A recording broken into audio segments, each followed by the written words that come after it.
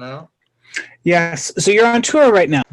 All right, everybody, welcome to week 4 of Special Topics in Somatic Voicework. Today's topic is expanding range and stamina. I'm just going to give a quick overview of Zoom just for anybody because we have a couple of people, this is their first time. At the very bottom of your screen, you'll see a chat button. If you click on that chat button, it will pull up a little message and you can type in. I'm just going to type in hi with an exclamation mark. If you have any questions as they show up over the course of today, just type them in there and they'll all get asked at the end during our question and answer session. But aside from that, I'm going to pass it off to Jeannie. Okay, thank you, Billy. Hi, everybody. Forgive me, I was sick last weekend, and although I'm quite well now, I have a residual amount of gunk.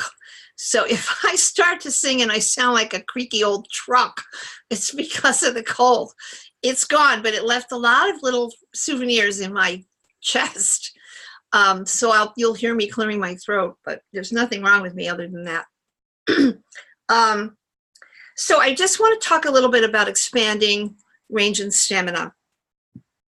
Generally speaking, if you want to expand your range up, you need to develop head register.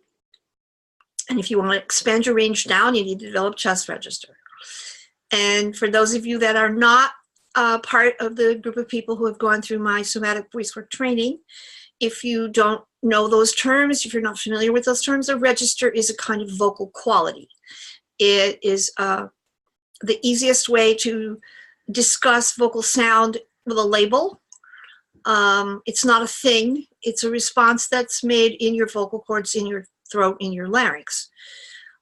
We generally tend to think of the sound as being either a speaking voice-based sound, which is sometimes called modal, or thyroarytenoid dominant.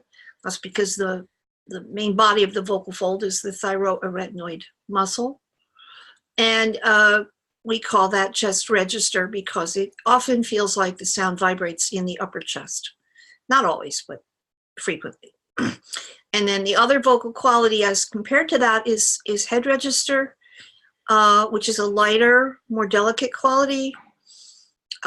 In most people, it's associated with women or children and men in falsetto, which is a pedagogical term. It's not that it's a false part of the voice.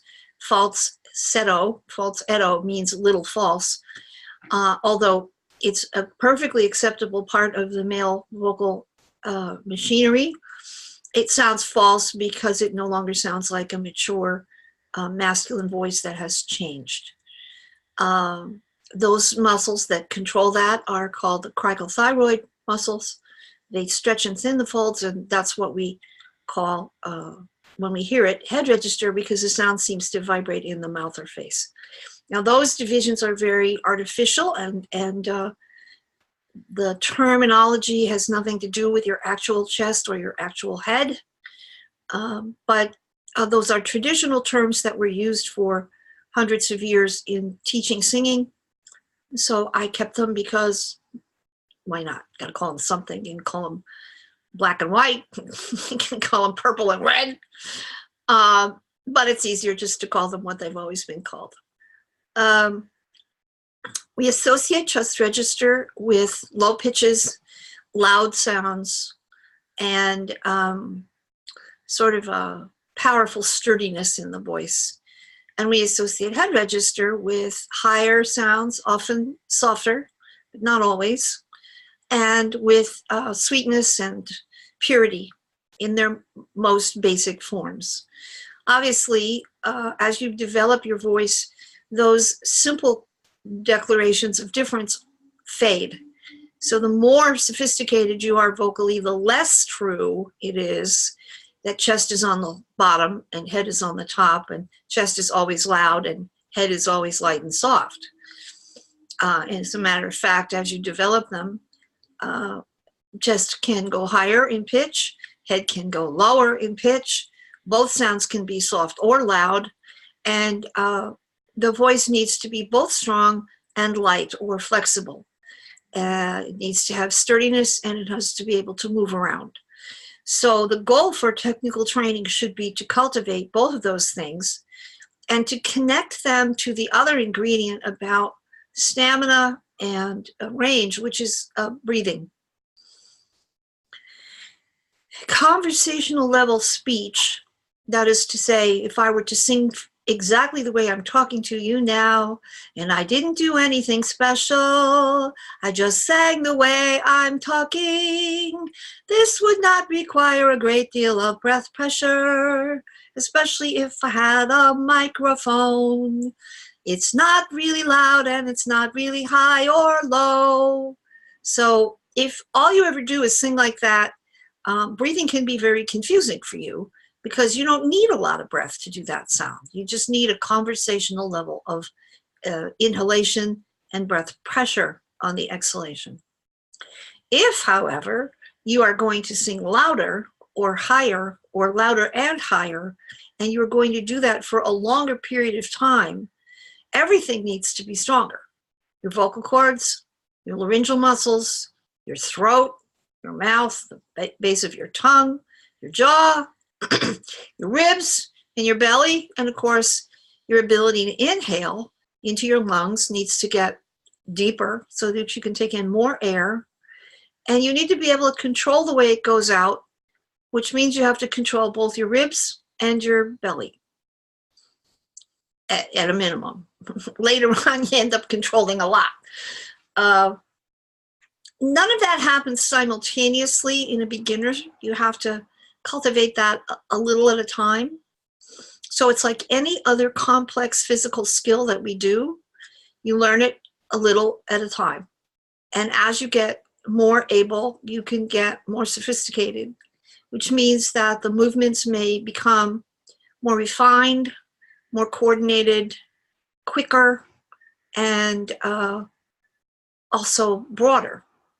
And the stamina comes when you can sing at a louder volume in a higher pitch level for longer and not feel like, ugh.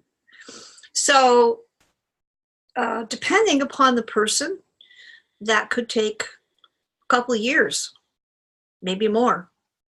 To some extent, it depends on the kind of voice the person has and what kind of training they do and the kind of music they sing.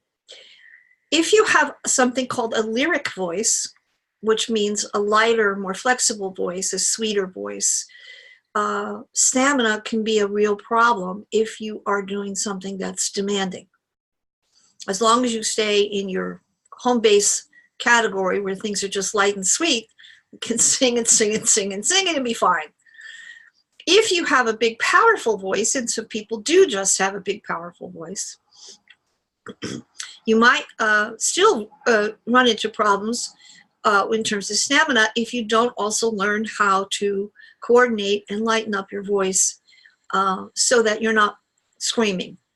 I mean, it's easy to be loud, but to continue to be loud by screaming is going to add to the likelihood that you'll injure your vocal cords.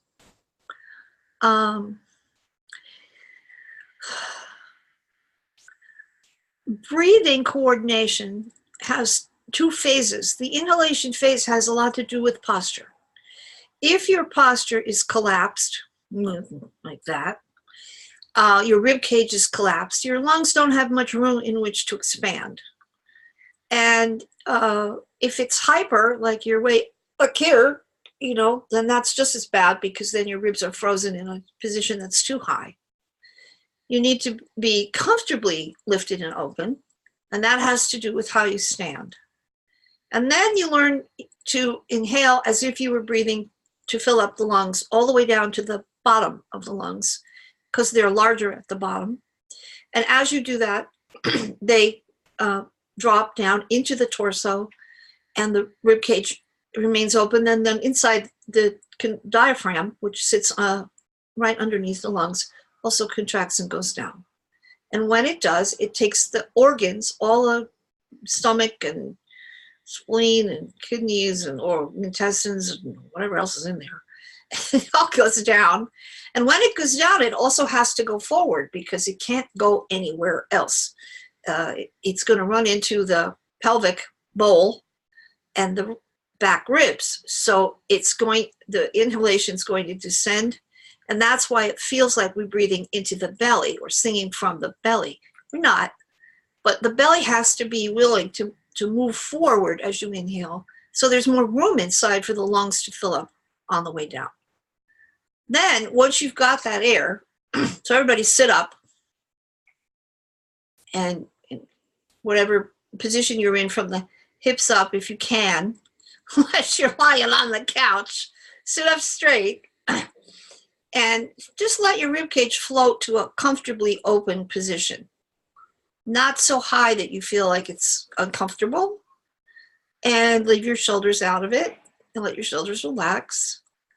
And then inhale and allow the inhalation to go as far down into your body as you can get it to go. And just see what that feels like. And experiment with just allowing the belly to go a little bit forward as you inhale. And then when you exhale right now, don't worry about it. Just exhale however way you do. Right now, we're just paying attention to inhaling.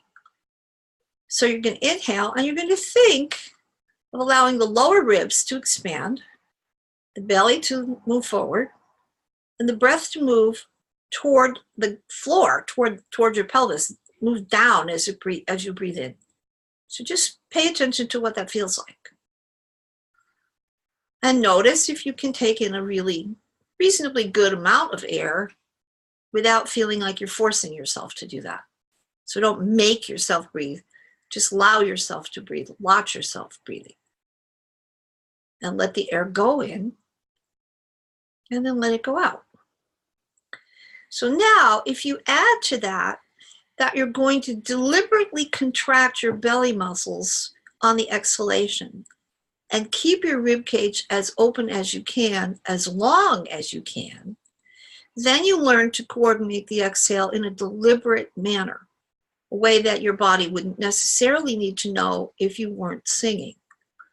So this time when you exhale, I want you to hiss and just gradually pull all your abdominal muscles up and in while you hiss. And just see what that feels like.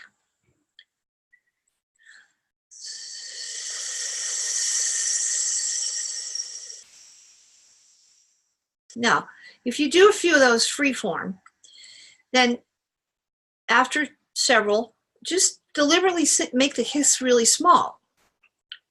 So you're slowing down the rate of exhale of the hiss. And try to make it last longer, and try to pull your belly muscles in while you do that.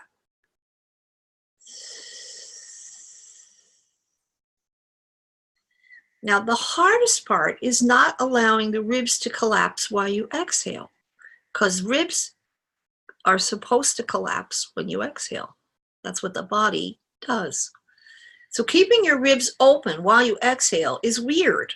It's a bizarre thing to do, but it's possible. In fact, I know you can't see me very much, but you can see me from like mid-chest up. If I'm exhaling, you won't see very much from here.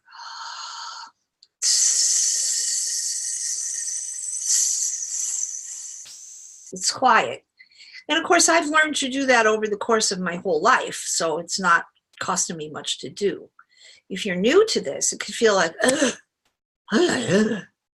so you do the best you can with it. And the other thing is that once your belly has contracted as much as it's going to, you stop exhaling, you stop hissing, even though you still have air left in your lungs. And that's because you haven't allowed your ribs to collapse. So there's a reserve of air in the lungs all the time.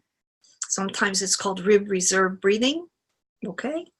But generally, this way of coordinating the breathing is called intercostal abdominal breathing, which is the muscles in the ribs, which are the intercostal muscles. And there's two sets, the internal and the external intercostals, the ones that expand and open and the ones that contract and come in. And we're teaching the ones that contract and come in to stay still. So that's an isometric exercise. It's like any exercise where you just are static and you stay there. That's an isometric exercise. Now, in terms of stamina, you need two things in addition to what I've talked about, which is that there needs to be space inside your throat and mouth, which you can learn to cultivate deliberately over time. and resistance at the level of your vocal cords. That's called glottal resistance. That's glottal, glottal resistance. That's because the space between your vocal cords is called the glottis. It's the only space, open space in your body that has a name. Don't ask me why, who knows? But anyway, it's the glottis. So this is a glottal movement. And when the vocal folds close, we call that a glottal contraction or glottal closing. And so at the level of the vocal folds, if they're very firmly closed and pressed tightly together while they're vibrating, making a sound, they resist the airflow from underneath, which is pushing up from the lungs and from the pressure of your belly. And that is also another aspect of stamina and strength. So it's nice to know, oh, I need more glottal resistance. Great, Jeannie. What do I do to do that? Well, you squeeze your throat, right? You do push-ups, you do, you go, okay, vocal cords. Unfortunately, there isn't any direct way for you to do that. So you have to stick to the things that we know that help the vocal fold close. And in the present moment, that's a very popular topic. And so you have these SOVT, so semi-occluded or half closed vocal tract exercises, SOVTE, which is just a fancy name for singing with the sound more on the side of resistance and closure rather than open and free. Any sound that we make, which is compressed a little bit, is one of those things. And it's relatively easy if you just go and make an ugly sound like that. So everybody do that. I wish I could hear you all. That'd be great. You are closing the vocal folds with more pressure and not a lot of air goes out. So you can hang on to that sound for a relatively long time.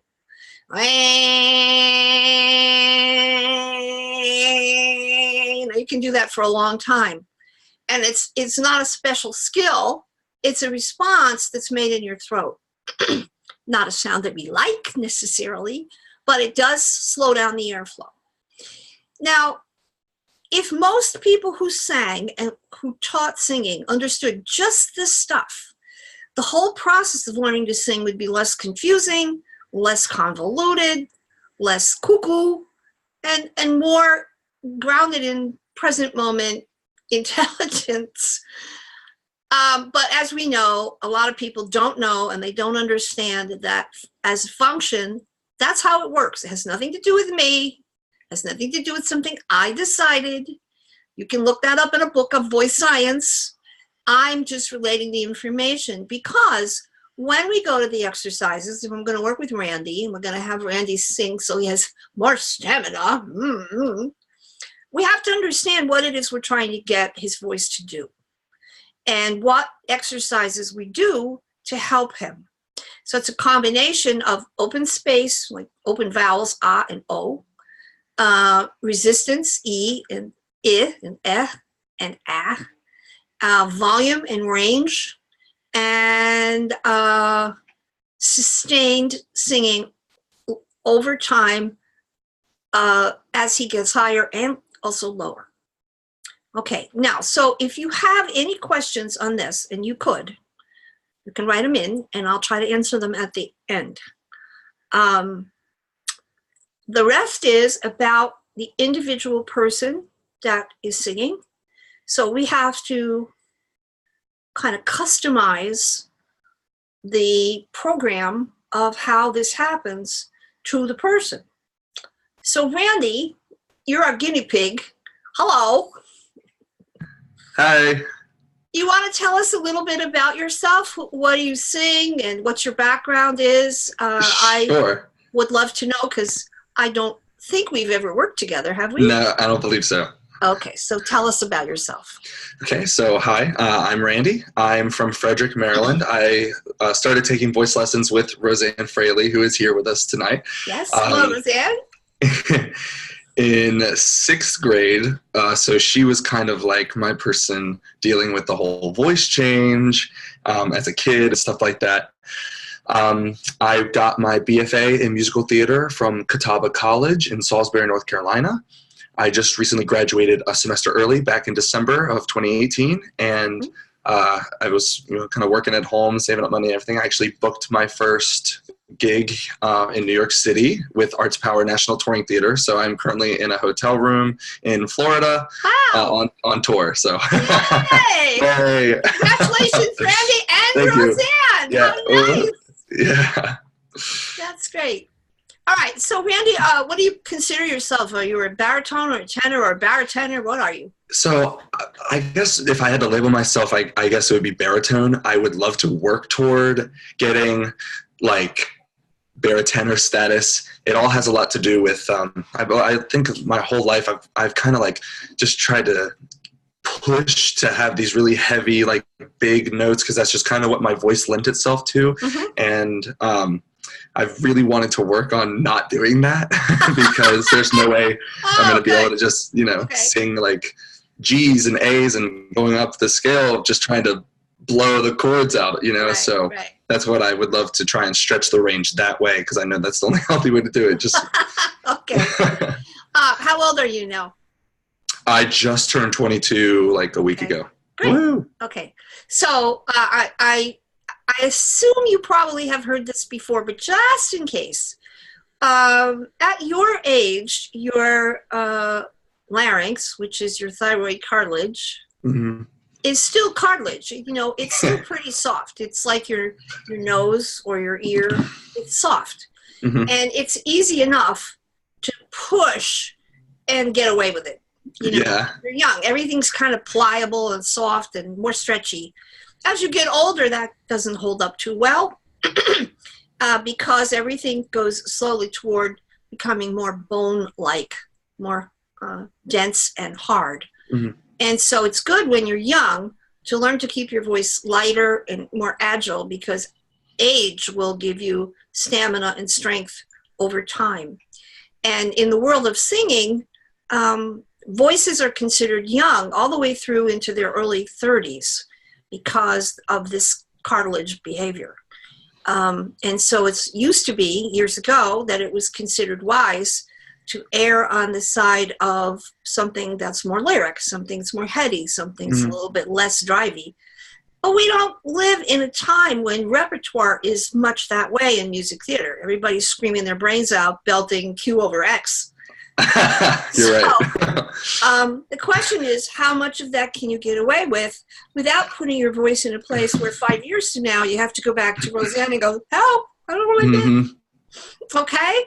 So the first thing I'd like you to do is to just sing so everybody can hear you, including me, and we'll see if we can untrain you from any bad things that you've learned along the way. Yeah.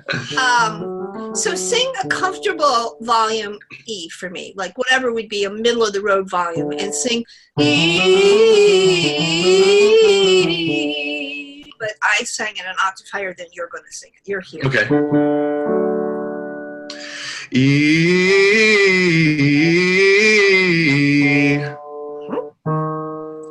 E.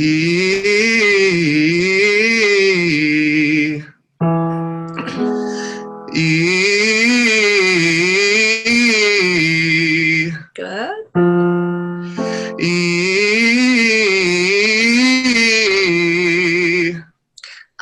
Billy, when Randy sings, shouldn't I be seeing him in a big screen? Yeah, are you still seeing yourself? I see everybody. Okay, Am I still in the wrong viewer? Yeah, you're in the wrong view. Top right, you're going to want to click on the image that says speaker view. I thought that's what I did click on. Yeah, Okay. does it show me now? Yeah, it does. Perfect. That should show him when he starts. All right, Randy, sing again. Let's see if I see your larger image. Yes. E. Good. Go back down. E.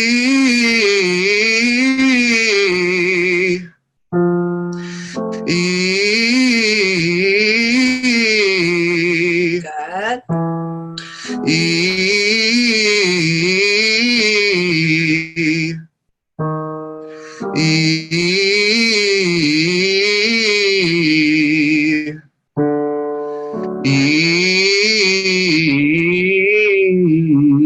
Good.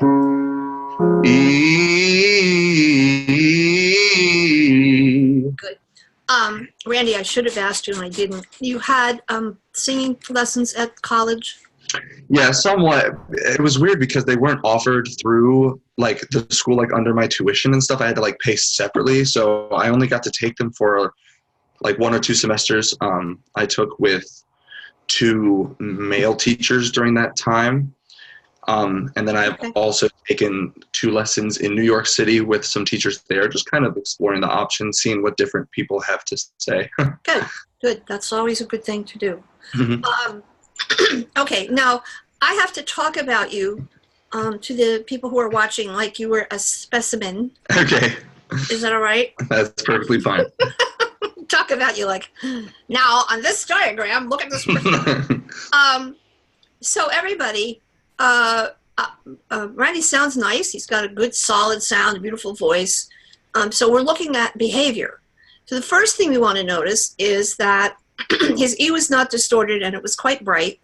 And his inhale was very fast, okay? That's not necessarily a problem, but if we're warming up and we want to come from a place of allowing the voice to develop its energy, let's call it, slowly, it's not a bad thing in the beginning to come at the process as gently as you can, because that's a nice way to warm up. So Randy, in your process of starting, you got to teach yourself not to go and then sing and sing, because that's a really shallow, short inhale, and it doesn't help anything in your throat. So the first thing you can just think of is, if just as a demonstration, is to go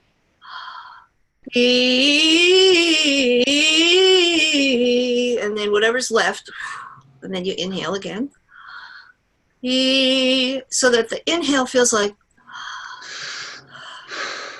right. And you're not going because then you don't get a lot.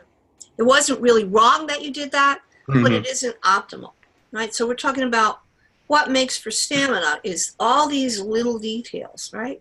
Okay. Now, have you got a workable falsetto? Yes. Okay, so let's take a look at that. So let's do no.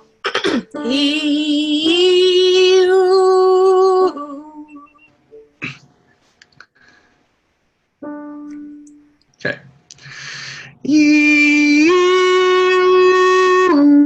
Yeah, that's fine.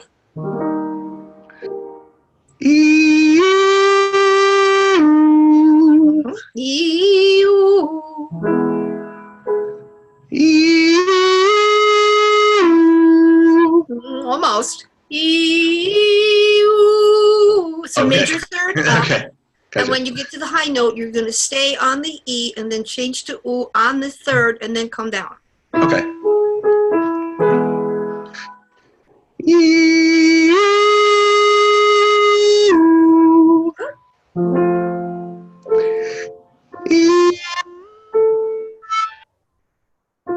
Good. One more.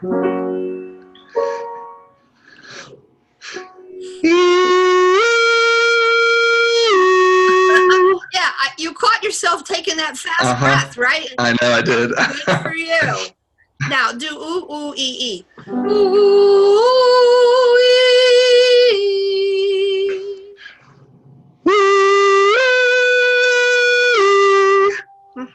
Nice. One more.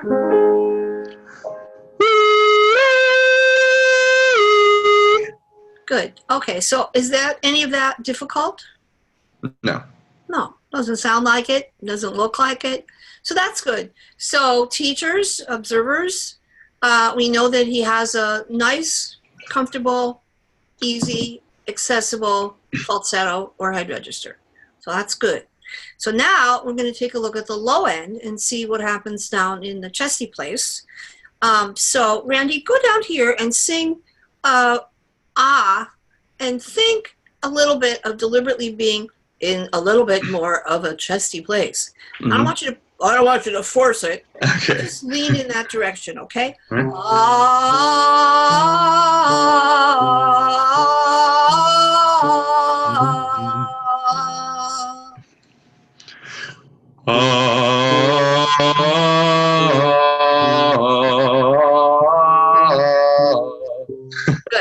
Okay, now you took that We're little... doing it twice?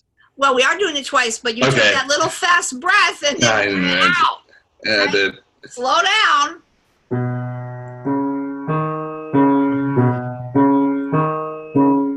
Okay.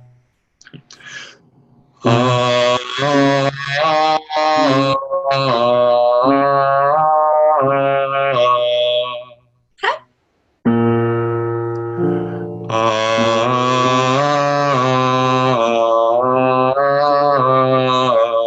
Okay.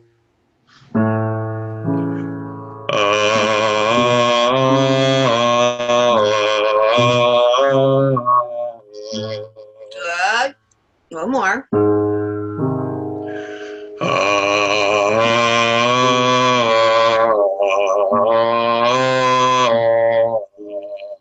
Okay.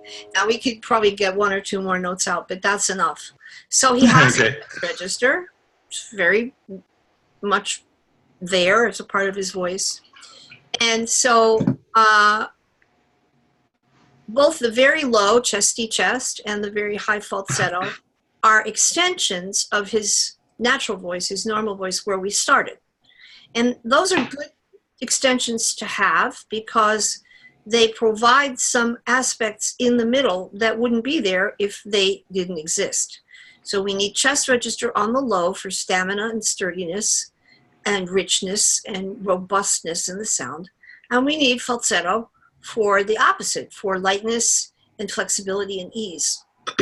And before we work on stamina or any kind of extension, we have to know that those parts of the voice are in existence and available. So fortunately, and I'm not surprised that, you know, with Roseanne as a teacher, he has those ingredients.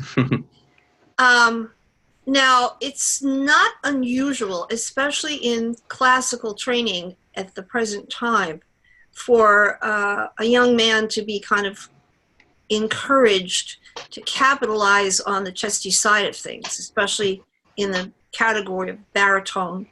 So you get a lot of people, and Randy said this himself, of singing kind of dark and heavy because it makes a lot of sound. It's kind of impressive, and it sounds like, you know, the voice is really there. But in a young person, because it's easy to push, as I said before, that can really wear a voice out in a hurry. And in music theater, there's very little call for that dark, heavy baritone, especially in a young person. The whole industry is about high. Everything is high and up. So what we want is for a mixy sound that's lighter and easier so that he can get out of that chesty place and get into something that's going to cross over the break without killing him. So he's not screaming and he's not sounding like Little Mary Sunshine. And so, Randy, let's fool around with a mixy sound and see like what we can get. So the best vowel to use for that as a scaffold or a doorway is ah. And so what we want to do with this ah vowel is sing a little bit on the nasty side. It doesn't have to be extreme, but we're going to use the sound ah, ah, as a doorway in the middle. So I'm going to try an octave slide with you. And then if it doesn't go where we need, we'll change it around. But let's try. Ah. Now my tongue is deliberately lifted and forward. It's here. Ah, ah. And my mouth is in a kind of a comedy mask smile. Ah. So I want you to try that. Come in not too loud, as comfortably as you can, and slide up and then slide down. Okay, so it's ah.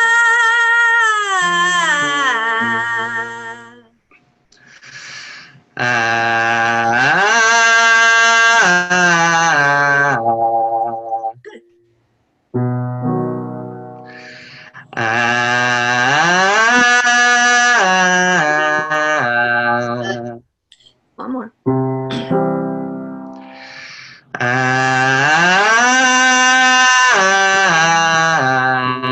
Okay. Now, that does it sound uncomfortable? Does it feel uncomfortable? No, but I can tell it's getting there. Okay, right. Just a couple more. Yeah, right. So it starts to get on the shouty side, right? Mm-hmm. Okay. So how do we help it not do that? Right? There's the idea that it would be nice if we could get it a little lighter, a little more mixy. And okay, I could say, come on, Randy, think of mix. But it's my personal preference to say, if you could think of mix, why would he need me? Okay? That's not particularly helpful in most people. And it doesn't mean that the person is not talented or smart. It just means that you have to learn how to access the sound before you can think of mix. Mm-hmm. So that really becomes the job of the teacher. So the first thing I want you to do is I want you to come in softer. And I want you to think when you come in of being pleasantly surprised. That's the most deliberate thing I can ask you. So it would be like, I didn't know that. Oh. And that allows you to take some of the pressure off the back of your throat, okay? Mm-hmm. Now, it might crack, it might sound breathy. I don't know what it'll do if you think of that, but right now we don't care about that, okay? So you're going to do instead of so less pressure when you begin. Right.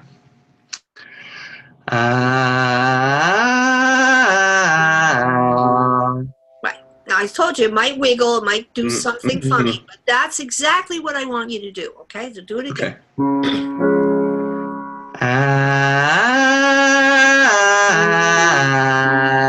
So we're going to call that light chest mix on a bright A vowel. Okay.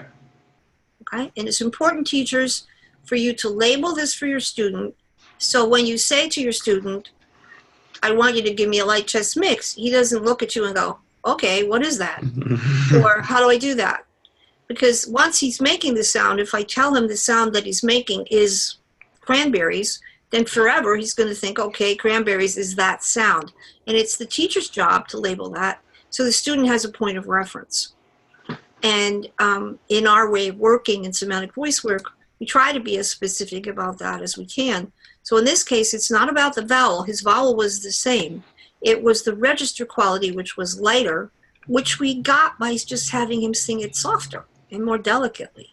And that's what head register should provide if you have one, which he does. Okay, so Randy, so far, 100%. This is E flat. Okay.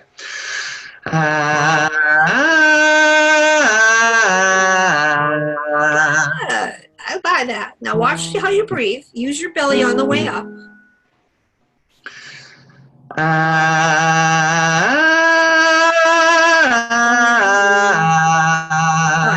Now, did you have to reach a little bit to get to that high note? I don't know, like reaching, because I feel like if I were to reach it, kind of be a little less healthy. I feel like I try to push it back, up into the back space more than trying to push it forward from the throat or the chest, like I would usually do. Okay, I'll buy that. Let's do it again. Okay.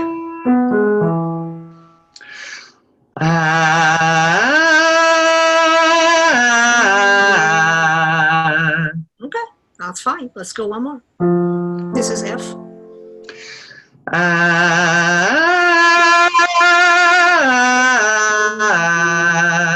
now that high note has a couple of options. It could crack, it could get caught and go grabby. It could go to falsetto. It could flutter, like, I don't know where I am. But where you landed was pretty good. Try to go up as lightly as you can in terms of quality. But without having it flip over to falsetto. Okay. This is F sharp.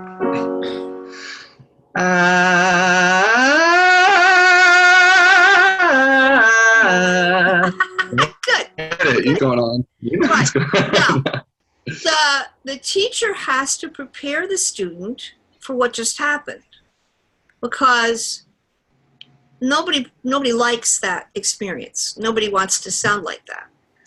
On the other hand, if I can't allow him to sound like that, he's never going to be able to figure out how to get up there without screaming or go to falsetto. Mm-hmm. So the lesson process, the teaching process, is about learning to tolerate that place where it doesn't really quite go yet. Mm-hmm. But it will get to go as he gets used to it.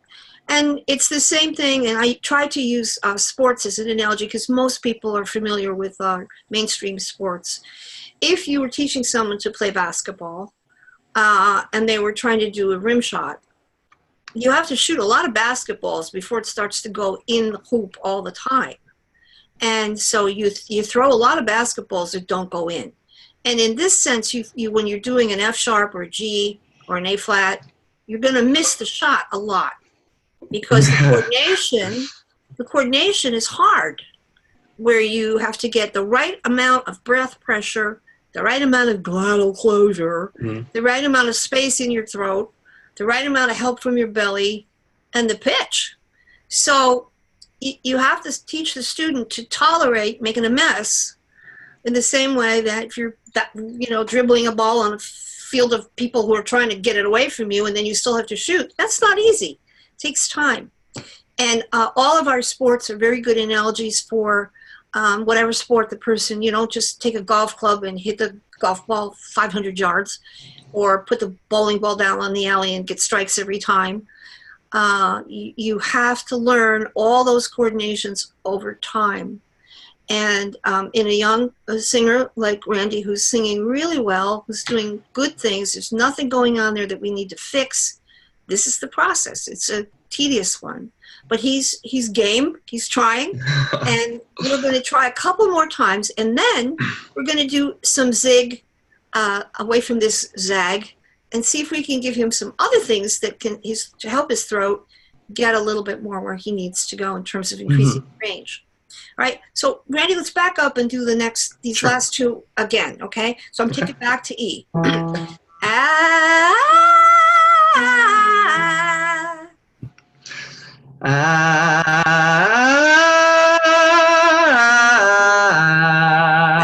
fine.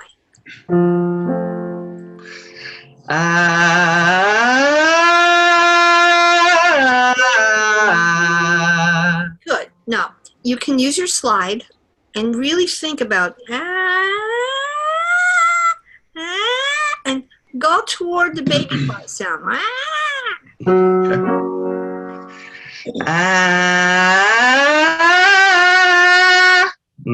It's all right. Fine. Yeah, it's all right. That's okay. It's okay.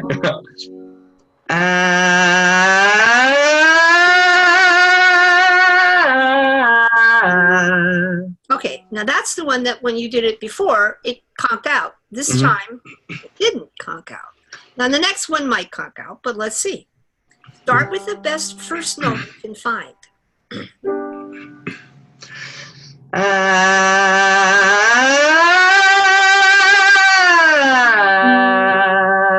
Okay, so that's your G. How'd that feel?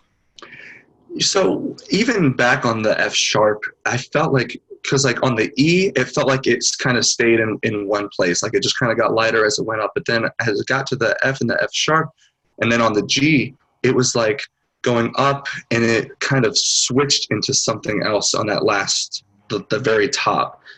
It was the difference between like feeling like it was light chest voice flipping into whatever we're going to call that, the falsetto or...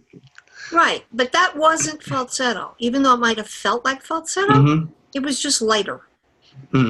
Okay? So you hearing and feeling that it's someplace else is correct, but the someplace else that it was out here to us doesn't sound like someplace else. Hey, I'll take it. Okay? Now, it's not a finished product, but it's in between where you were and where you will get to be. Does that make sense? Sure. Okay. Now, teachers, he did a good job. And he actually gave me really excellent feedback, more accurate than most people would give. So we could do this maybe more times, you know, keep trying. That can sometimes be okay, but that can also be tiring. So what else could we do that might help his throat make a better coordination without wearing him out? And so there's a number of possibilities. So one of the ones that we're going to try is to start in falsetto and carry falsetto as far down as we can. So this is carrying head register lower in pitch. Mm-hmm. So this is an interim exercise. This is also not going to take him directly to a finished product, but it's going to give his throat a little bit more of an option of what else could it do? What other kinds of responses could it make? The goal, obviously, is to have the sound come out as if he found it on the corner and it just showed up, that he's not struggling to make it. It's just there. But that spontaneous response that emerges in relation to the pitch, the vol, and the volume, particularly the pitch, can take quite a while. So, Randy, let's start here. We're going to do, I think we'll try, ooh. Ooh. And I want you to slide down in falsetto, and if you can get to the low note and have it not be too loud, that would be the goal. It might crack on the way down, I don't know, but let's see if you can get down to the octave, not loud. Okay? Am I shifting registers, or am I trying to keep the falsetto? I don't know yet. I don't know yet. You got to do it for me, and I'll tell you. Okay.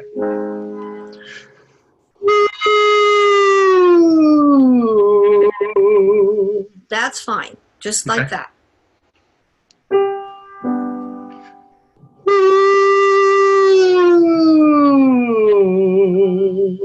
Yep.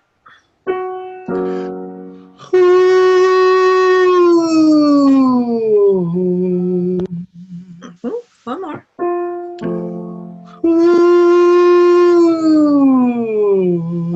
Excellent. Okay, so now we're going to add to this, Randy. On the low note, when you get there, you're going to do a scale. Ooh.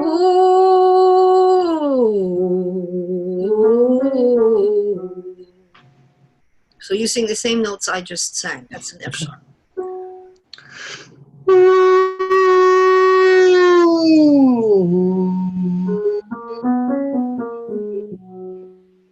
Good.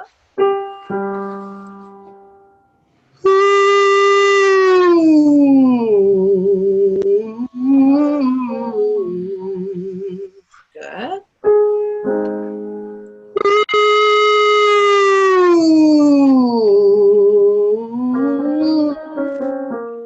Good. Now, as you go up, it might still crack or flip, so let it, okay? Mm-hmm.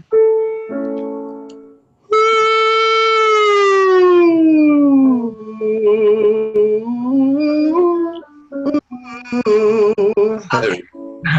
Now, what would you call the quality of sound that you're singing on the low notes? It definitely, I felt, I could feel it. It didn't transfer back into this lower, like the more chestier. It kind of stayed in just like a lower falsetto, Right. or like the lower head voice. Like it just kind of stayed down. So I didn't feel any risk of like breaking or cracking or anything, just because it didn't ever transition back and forth. It just kind of stayed there. So It stayed in that lighter adjustment, right? Mm-hmm. Yeah. Okay. So teachers, in the male voice, in classical singing, sometimes people talk about head voice as opposed to head register in the male voice. What are they talking about? They're talking about the sound that Randy just made on the lower pitches. It's not falsetto, but on the other hand, it's not his chest voice either. So that in-between place, that head voice, can be a useful tool to help the throat understand, hey, there's this other thing in the middle, which is not quite fish nor fowl. That's good, because you want to give the brain someplace else to think where it can go as it's trying to coordinate those high pitches, right? So we're going to wait for the bus by just spending more time, and we're going to do the same whole thing again. So this is another repetition of the same thing. So we're starting on A, and Randy, just do it again.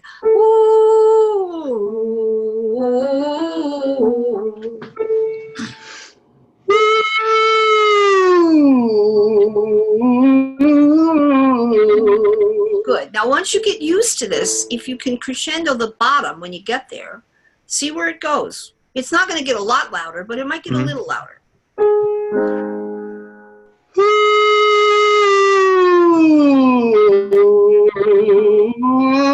Right, so that's your light chest mix now. How about that? Pretty cool.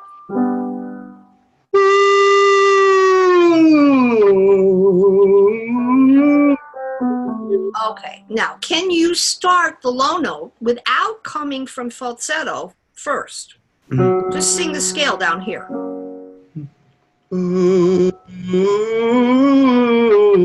Ah, very good.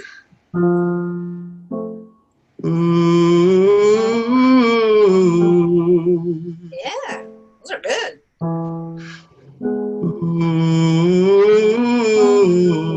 Okay, now, suppose I had tried to get Randy to make this sound by explaining, well, you know, it's not quite chest, but it's sort of like chest, but it's a little lighter, and you got to come out from the back over the top, and you come down with the air coming out and he's supposed to make sense of that, right? This way, we took advantage of the fact that he's got a falsetto, it's available, and we made it do something helpful in the middle voice. Made it do something in the middle voice that's very important because it takes the pressure off the chest voice in that pitch range. And then the brain goes, oh, but that's not the sound I want. No, but it's a doorway, right? So I want you to start there, and I want you to just run it up and down. This is a head voice dominant bottom. So we're going to do, ooh. Okay. Just for the same place you just were in. And when it goes up, it might crack. I don't know, but we'll see.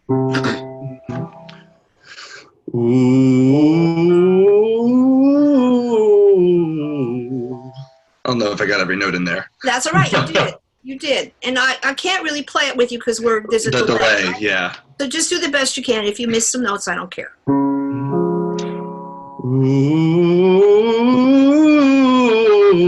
Ooh. Yep.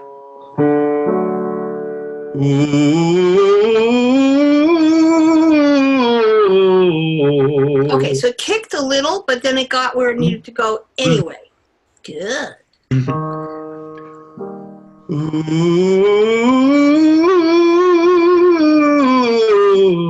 Yeah, now Randy, go ahead and open your mouth and don't do so much of an ooh, do more of an Okay.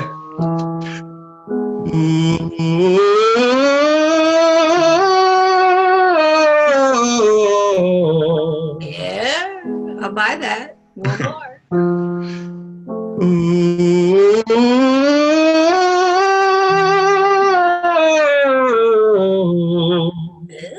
Okay, now we're going to go back to ah, and we're going to do more of an obvious kind of whiny cry.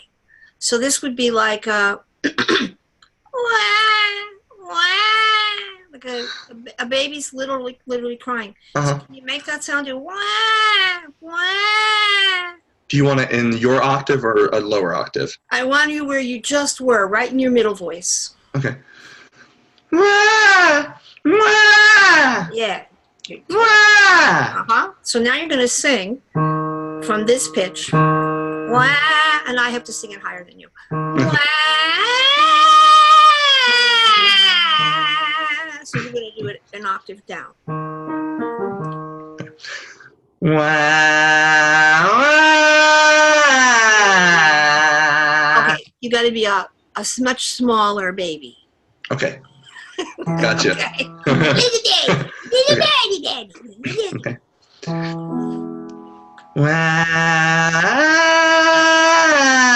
Wow. Right, so you're flirting with that heady mix thing that we just did. Yeah.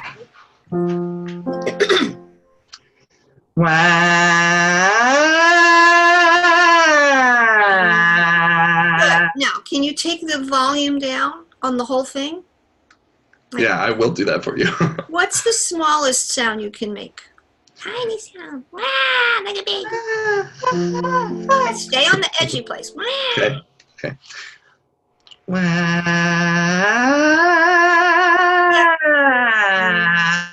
That's closer to where you want to go. Okay. Wow.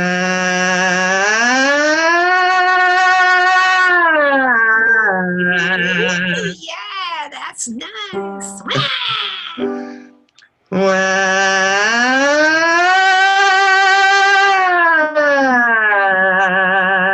Good. Make sure you're a little teeny baby on the first note.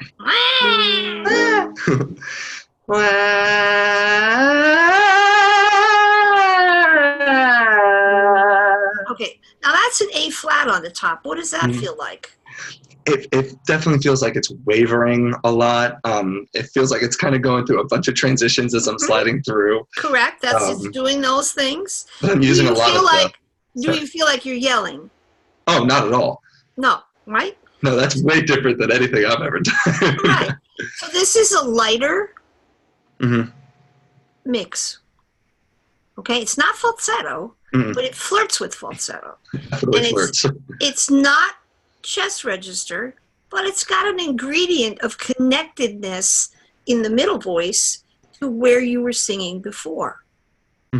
Okay, now teachers, why didn't I do this exercise with him first? Because you have to set this up first. So the falsetto down made a path for his throat to have a possibility of going where it just went. Right? So your exercise selection is to set this up, to set the path up neurologically in the musculature, in the response of the nervous system, to say, ah, and lo and behold, when you get louder, where is that? It's not, ah, it's not that, and it's not ah either. So the pathway in the middle here allows Randy's throat to find something that, as he said, well, I wouldn't normally make that sound. Well, if you're a rock belter, you will live in that. Yeah. Where you have to go. Okay? So this is not about if he just thinks, oh, if he just imagines, oh, if he just puts the, no, it was because we did the exercise first to set up the path that his throat had in the responses. And this is what it means to be functional in terms of training. You got to know what exercise is going to open the door. You got to do it. You got to wait for the bus. You got to do it again. And then you got to tell the student, go back and connect. That's the zigzag. Because then the throat goes, oh, I was just over there. You mean you want me to go in that direction? Okay, I just was there. And then the student can say, oh, what was that? That's different. And then you have a reference to say, okay, that's the light chest mix, or that's a reinforced head register, or whatever the heck you want to call this no man's land that's in between the two, right? So far, so good, Randy. We're expanding your range up, and we're giving you a little more stamina in the high, which is cool. So now we're going to use the nasality again, because the nasality is a form of these semi-occluded vocal tract exercises that allow them to take a little bit more of a pressure. All the nasality exercises are to help get the sound to have more ping, zing, ring, point, focus, whatever you want to call that, mask, resonance, blah, blah. So I want you to sing NG, like in string, and we're going to leave your mouth open. And we're going to run as close to where we just were as we can. So it'll be like this. 10 minutes, Ginny. Thank you, Billy. Oh, did our other person show up? We have a backup. Okay. All right. So, Randy.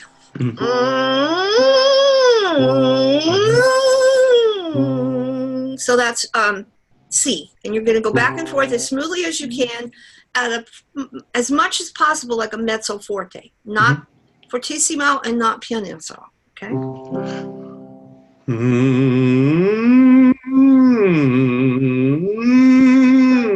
Good.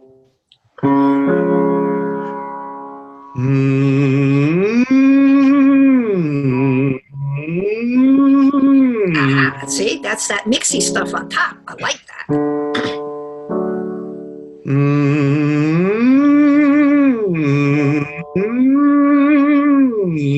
Okay, now go ahead and see if it'll get a little louder. Keep that intensity. Good,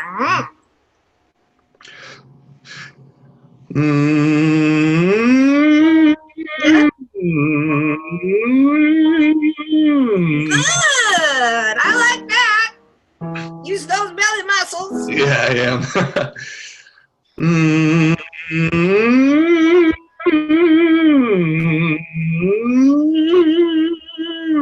Good.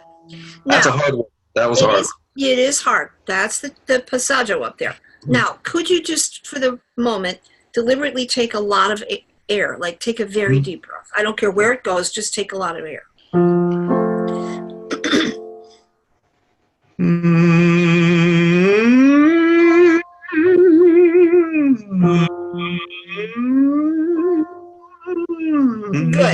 Good. And then on the high note, stretch your jaw down a little teeny bit more.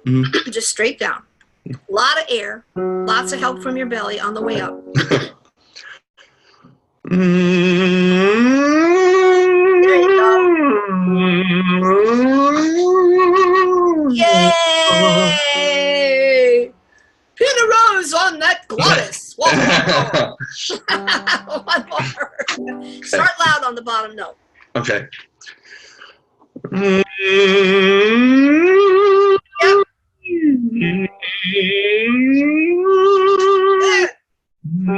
Okay. Now we're going to go to the bottom and you're going to sing, you're going to laugh. We're going to do little laughs like, ha, ha, ha, ha, ha, because these are also little glottals, but they're light and bouncy. So we're going to sing, ah, ah, ah, ah, ah, ah, ah, ah, ah, as if you were going, ah, ha, ha, ha, ha, ha. Okay? Good. Now I don't want the H. I want you to do it without the H. Okay, I got you. I don't want you to plow into your throat. Just do it lightly, like you were a little laughing. Hang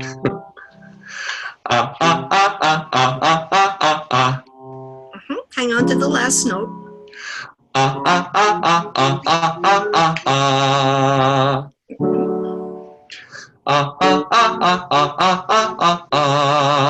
Good. Stay light on the way up. Yep. And now we're going to do an octave.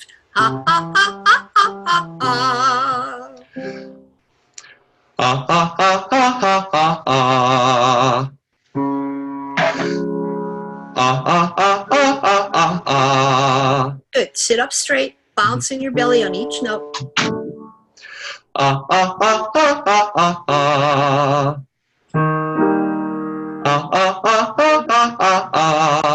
Good. Now, give me a little bit more of the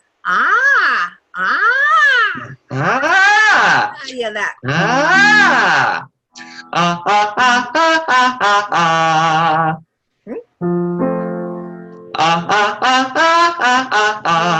Okay, you need air underneath that. More breath.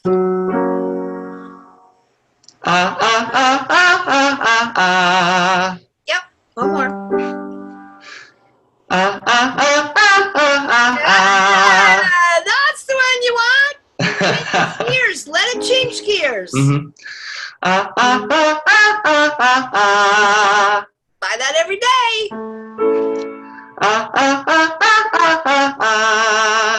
Look out.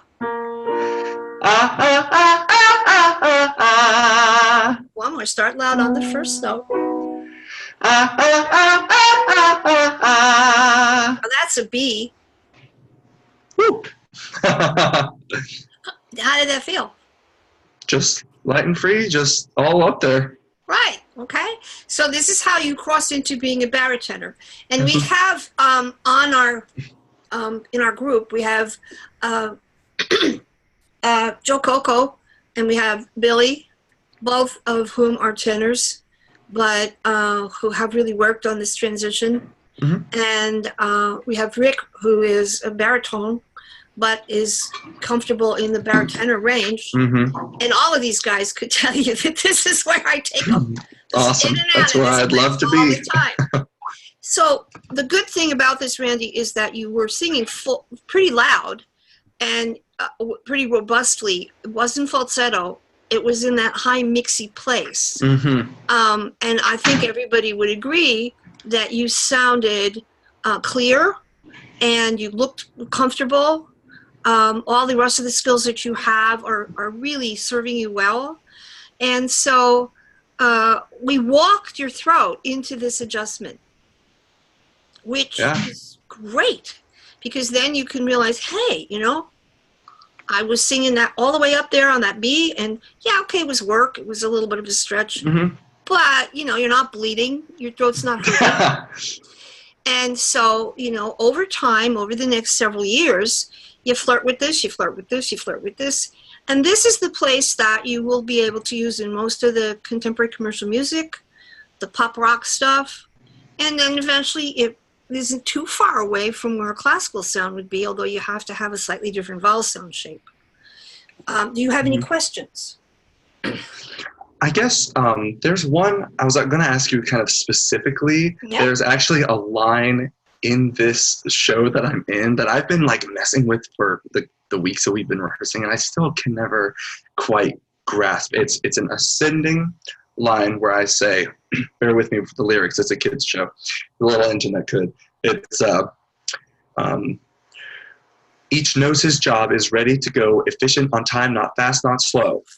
And it goes, each knows his job, is ready to go, efficient on time, not fast, not slow. And I've been working with how would you approach kind of really getting that F, it ends there on the F on slow. And exactly the way you just sang it. Okay. Was that hard? No. No. And why was it not hard? Because of everything we just did. Yeah. Okay? Just exactly like that. It shouldn't be any different. Okay? All right. Yeah. You don't want to make it's not slow. Yeah. It doesn't make sense in a children's show to do that anyway. Mm-hmm. Okay? Okay. Thank you so much. Yeah, thank you so much. It was a pleasure. A wonderful demonstrator for us. So everybody applaud. Thank you guys for listening too. You can hang on and watch the rest of the absolutely. Okay. All right, Billy. All right, up next we have Jocelyn Medina. Jocelyn Medina. Okay. I wasn't prepared to do this, so. Okay, well, the price goes up since you weren't prepared. It costs more. Yeah. So I'm going to try to stand. And okay. Well, what do you want to do? So, range, I want to sing higher. Okay. The stuff that I'm still working on, the last time I worked with Jeannie, I was trying to sing some really high, fast Brazilian music, a la Luciana Souza. Yep. And I'm still working in that direction. It's been much easier since I've been doing a lot of the stuff we did from a number of months ago, our last class. Okay. There's still a ceiling of like a B flat that I'm not really able to consistently go any higher, and definitely not in a song. Okay. Which I don't need to do in a song, but as a okay. A high note and yeah. So let's fill the people in who are watching. Jocelyn is a jazz vocalist and composer. She writes a lot of her own music, but she sings Brazilian music. She sings lots of other wonderful jazz pieces, but she also sings classical music and has been singing in a classical choir for a number of years. And she has learned to negotiate crossover pretty well. Whenever we're dealing with anybody who wants to do what she's doing, which is do the jazz material authentically, sounding like herself and being comfortable, but also wants to sing some other stuff, the issue is always how light is too light. Because the lighter you go, the higher you can go, but you can make the sound too light. And then the sound shuts off. It gets closed. It gets clamped up. Can't do that. If you sing it louder, then you are, as a female, you are going to sound like a classical singer, but maybe that isn't the sound you want in jazz. So it's like you're caught between a rock and a hard place. Now, you can go back and work on the bottom a little, the chesty side, but that can be a double-edged sword. You can make it easier. You can also make it harder. The balance is so precise. And using Luciana Souza, who's also my student, as an example is great, except Luciana doesn't sing classical music. She doesn't cross gears. She just stays where she stays. So you are in a more complicated place than she is, because she's not going to turn around and do the classical stuff like you do. So the negotiation has to be in the middle. Me. Great. Thanks, Jeannie. How do I make the middle not too light, not too heavy, not too chesty, not too heady, not too bright, not too dark? And it's a salad. So always the first thing I do is go toward head. Run everything up and down, run the flagpole up and down in head. And try to get the instrument to be loose. Take the pressure off the tongue in the back of the throat. Because the chesty element of the mix is what makes the throat want to grab. It's sort of the opposite of what we just did with Randy. So, Jocelyn, did you sing today? Many hours ago. Okay. Well, just give me a heady ooh.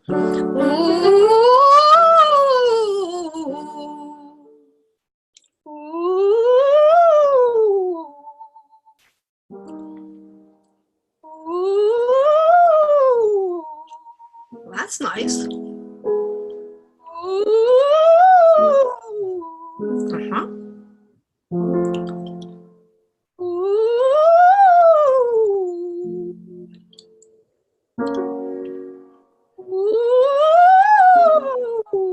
Okay. Now, above this, don't sing too much ooh. Open the vowel a little bit.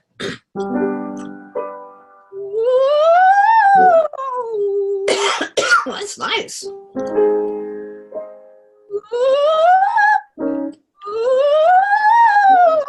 Right. If you stay closed up there, it'll crack. So you got to go.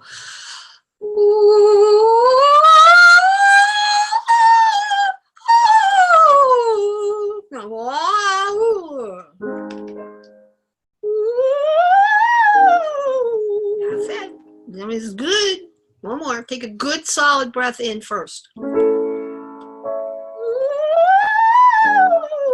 Nice. Very nice. Okay. Now you're going to do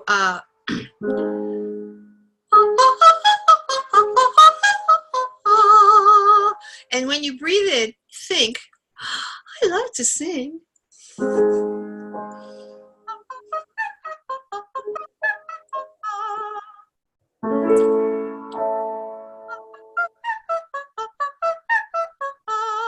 Okay.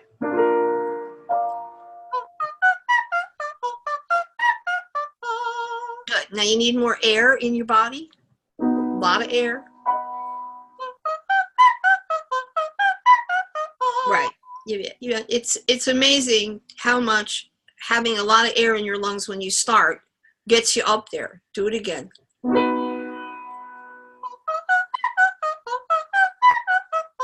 Right. Now, there's a place on the top where it cracks and it goes into another adjustment. That's going to be the whistle voice. So let's just do, I probably can't do it because of the cold. Just do that. Look at me.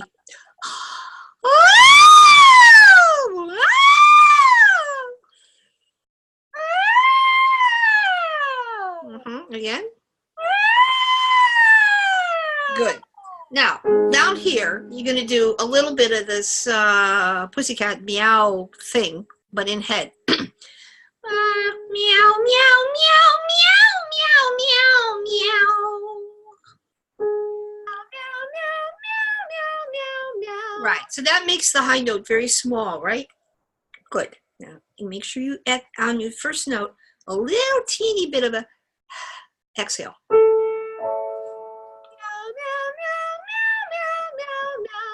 That's good. Raise your shoulders, tuck your chin.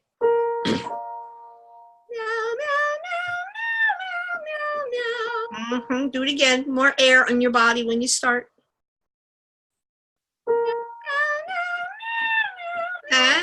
I know that's squeaky, but that was where you want to go.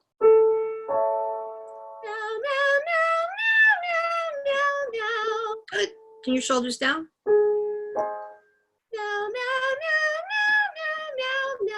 Meow, meow, meow, meow, meow, meow, meow. Meow, meow, meow, meow, meow, meow. Okay, good. Now come into the low pitches and stay light. Meow, meow, meow, meow, meow, meow, meow, meow, meow. Meow, meow, meow, meow, meow, meow, meow, meow, meow. Meow, meow, meow, meow, meow, meow, meow, meow. Meow, meow, meow, meow, meow, meow, meow, meow, meow. Mm-hmm. Meow, meow, meow, meow, meow, meow, meow, meow. Meow, meow, meow, meow, meow, meow, meow, meow. Okay, now this is for me. A heady E. Okay, so you need to make the E vowel a little warmer. Relax the back of your throat a little bit and let your tongue go just a little further back.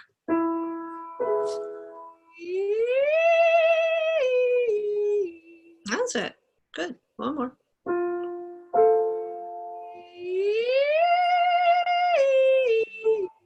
Okay. Now, same thing on the top. Don't give me too much vowel.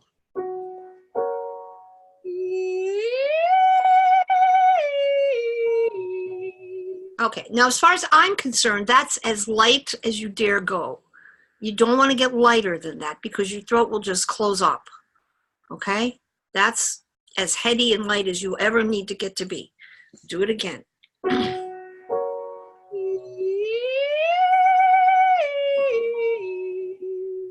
One more.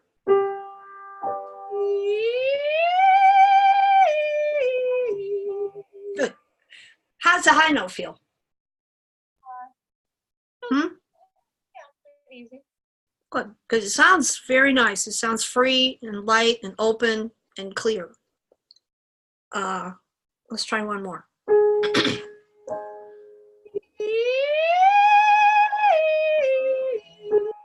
Okay, so let me hear you do ah.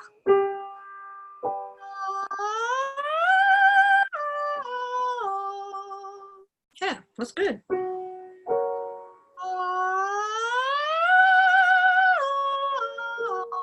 Good. Now on your way off the bottom note, come off the bottom note a little lighter.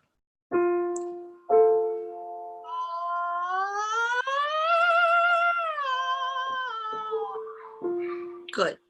Okay, now, you know, but other people may not, that one of the things that happens a lot with jazz vocalists is that the tongue tends to get very stationary. A lot of the time, control over the sound is a certain kind of stability that comes from not moving too much. And classical singing is exactly the opposite of that. It requires a lot of mobility, especially on the base of the tongue. I happened to catch a little bit of PBS, I don't know, a few days ago, where this Japanese violinist, classical violinist, was in Italy, and they went to where Handel and Scarlatti had been in Italy, and they did a Baroque piece of Handel's, and the woman who was singing was doing these amazing, like, and she was literally shaking her jaw to do it, you know, and I don't know whether she was doing that on purpose or whether that was just something that happened as she was learning how to get all those notes out. But that kind of flexibility and agility is a hard thing to do accurately and very quickly. And it's the reverse of just going and staying still in a relaxed position. So what I want you to do here, Jocelyn, is gloglay, and I want you to try to bounce it around. Gloglay, gloglay, gloglay, gloglay, gloglay, gloglay, gloglay. Good. Now again, I don't want it to be lighter than that because then it's going to be too light. It's going to have no energy at all.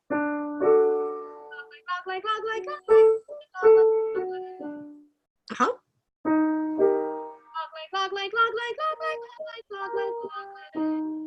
Yep.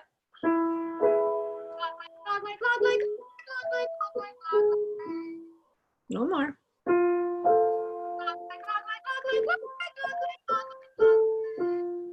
Okay, now that's pretty flexible and that's pretty loose.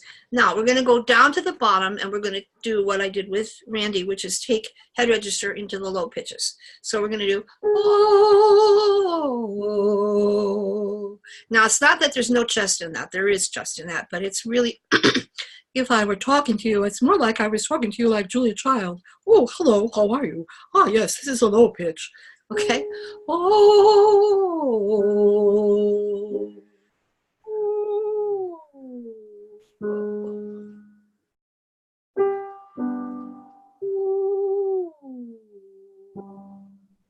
Mm-hmm.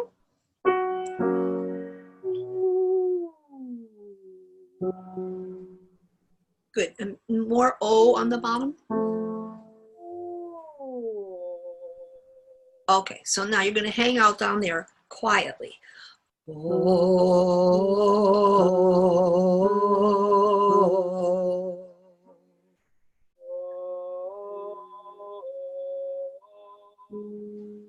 Okay, now I want you to do is stay exactly where you are and just mentally say, tongue, relax.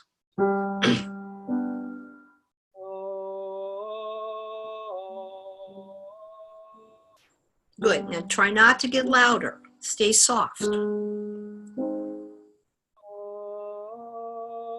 That's right. Good.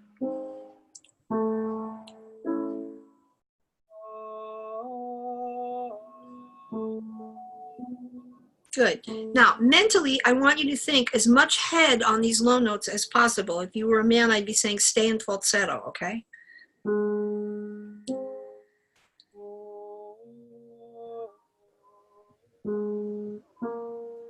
Right. Your mouth open. Too loud. Good. Now, you're going to do... So sorry to interrupt, Jeannie. We're just having a small audio issue. Jocelyn, quick question for you. Can I just get you to adjust your audio? Are you on a Mac or a PC? I'm on a Mac, and I'm not using headphones. No, that's okay. At the bottom left, next to the mute button, there's a little arrow. Can you click on that arrow? Yep. Then once you click on that arrow, there should be an audio settings button. Yep. Under microphone, there's a button that'll say automatically adjust microphone settings. Can you unclick that? And then pull your input volume all the way up to the top. Ah, that's different. Yes, that will prevent the audio from getting quieter every time we're doing different volume exercises. All right, sorry for the interruption. That's good, Billy. Thank you. Okay, so Jocelyn, the bottom note has to stay like that. It's just, you're not going to sing there. It's just an exercise, right? Oh,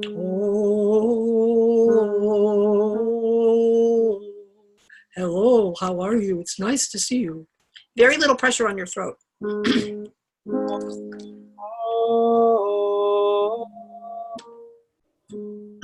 Okay, how soft can you do it?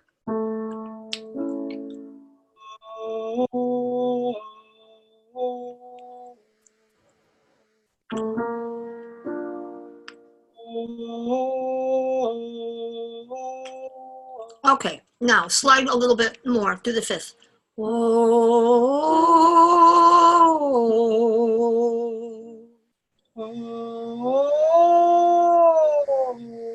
Uh-huh, good. Go as gently as you can, up.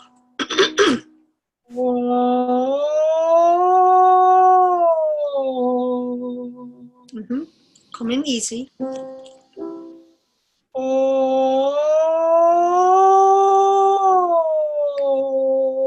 Good.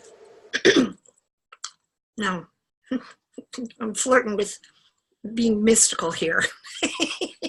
I can do this with Jocelyn. We know each other very well. I want you to come in on the bottom note as if you were coming in like you were whispering. Oh, it's so nice. Oh, look, a little kitten. You're still singing with too much tone. You don't want that much tone.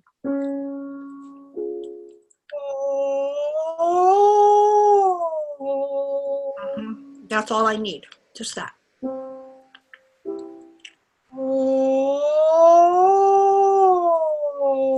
Good. Now, make a little bit more out of the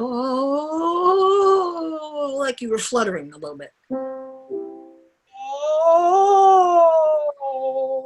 Okay, oh, better.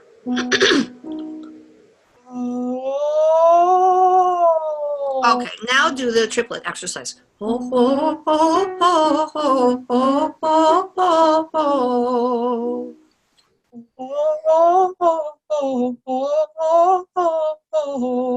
Right, right.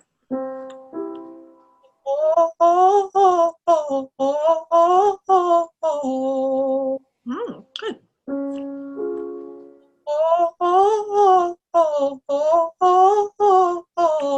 Right. So now we have a little more slippery, slidey feeling in the break there. Good.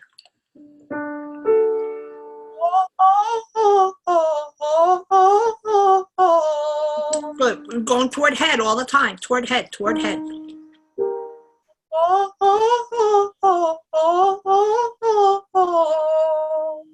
Good.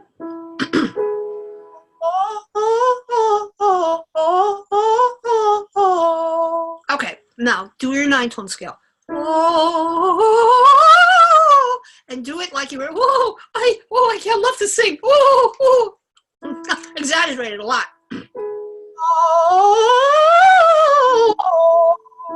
Yeah, good. Go that way. That's great.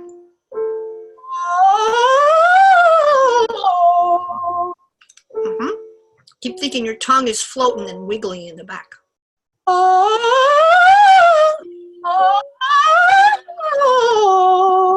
Okay, now on the top, I have to do it once.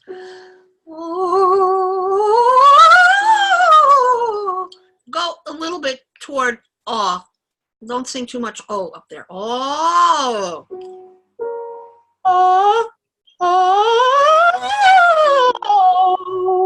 Good. Come in as lightly as you can on the bottom, and then you can get louder on the way up.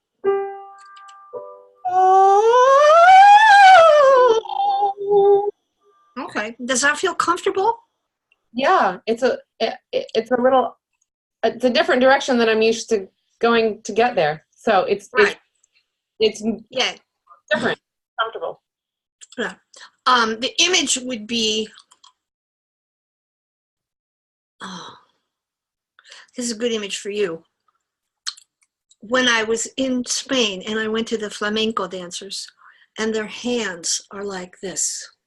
Yeah. You know, and they get that so fluttery, that thing in their hands that's just like liquid, you know, and they do this thing with their hands in the sense that the tongue is, I need the tongue to feel like that inside in the back.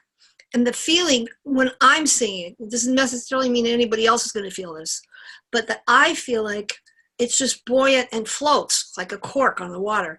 And that it's very responsive because of that, like as if you shimmered the water and you went blah, blah, blah, blah, blah, blah, blah. Those movements are minuscule, tiny little movements, would be equivalent to somebody doing a trill between these two fingers. Blah, blah, blah, blah, blah, blah. They can't be big movements or you can't do them quickly. So if you want to get the higher pitches, you have to flirt with that. Now, I sort of am still leaning in the direction that you're a mezzo-soprano and your voice is not a super high soprano, so you can't go by me because my throat's happy up there.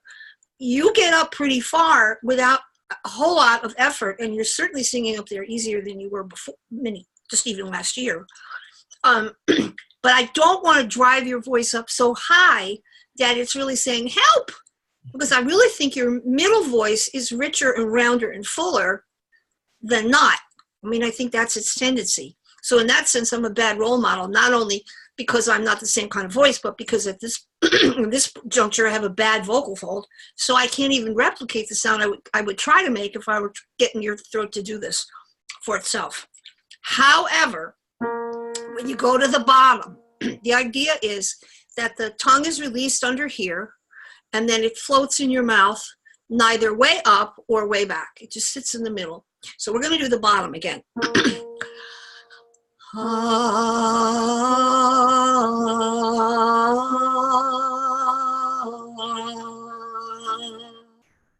I love to sing.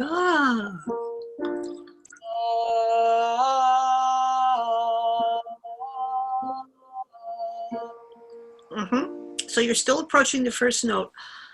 Ah, gently.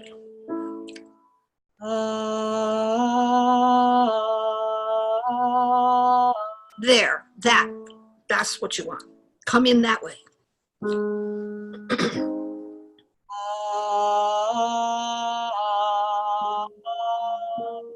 Okay, now if you go up an octave, what do you got?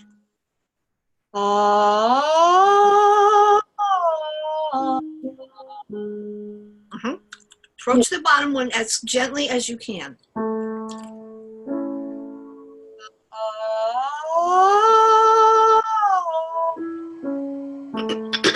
Okay, can you find a vibrato on the first note?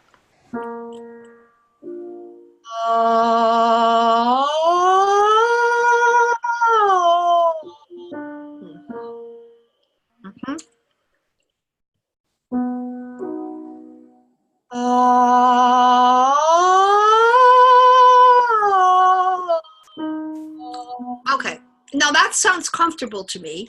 Does it feel comfortable? Okay, now I'm not quite sure how far up that will go. If you were singing something where you wanted to do your Brazilian song that you were talking about, can I hear that? Can I hear where it goes? Let's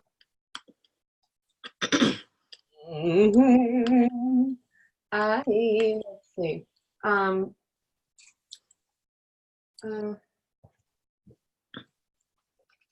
Might take me a little while to figure out. Of course, I'm having brain for which songs are the crazy.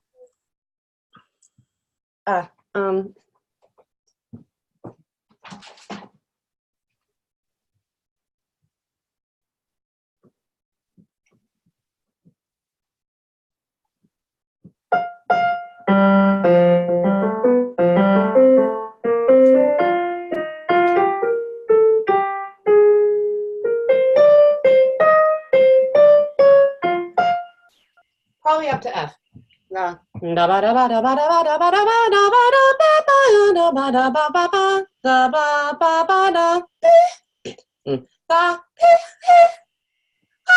one, F, up there. Okay. So in order for you to get up there, you need to move more in here. And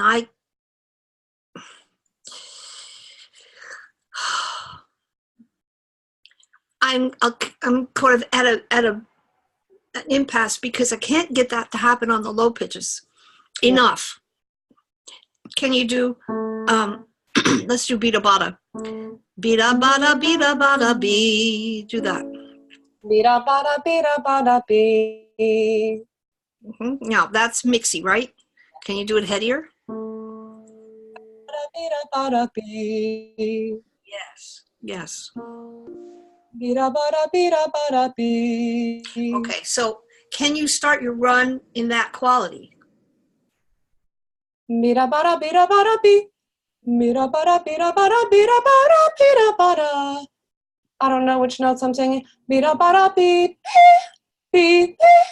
Yeah, so that beep, you have to move into that pitch. Beep, you can't go beep, beep. If you don't move, then the high note's not going to come out where it needs to because it needs to shift gears. This needs to come up. So can you let yourself move inside more? What pitch do you start on? Me. F, right? Yeah, F 2 octaves down. Okay, now come in on the bottom note lightly. Bida bada bida bada bida bada bida bada bida bada bida. I'm not moving at all. Ah, boy. Right. So you're used to staying still in the position that you're used to, and that doesn't work to go up there. That's what the whole and if you could see yourself when you sing, your eyes are straight up in your head like this, which means that you're thinking about it in a place in your brain where I'm not quite sure that you're as connected to the kinesthetic sense as you could be. Okay, try doing it with your eyes going straight out and not up.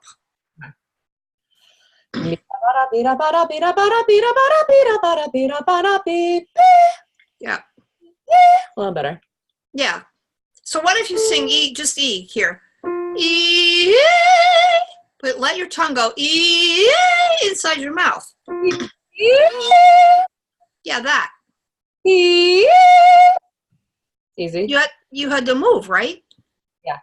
Okay, so let's do I, I, I,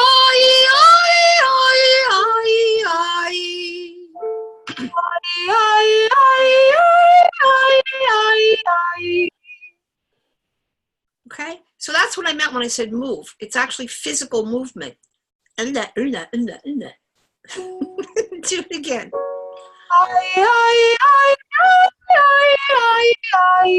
Right. So when you're doing your run, move everything you can move a lot. Run or the I? No, we run.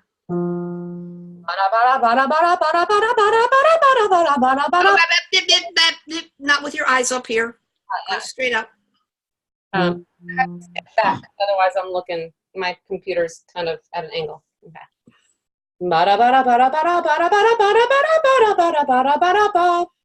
It's amazing. I'm so used to looking up there. And really not moving. It's amazing. But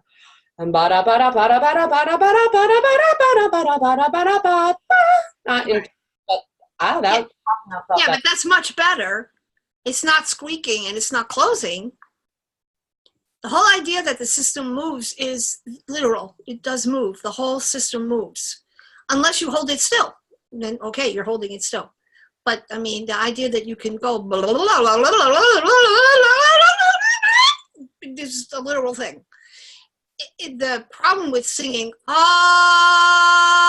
the time is that becomes a parking space.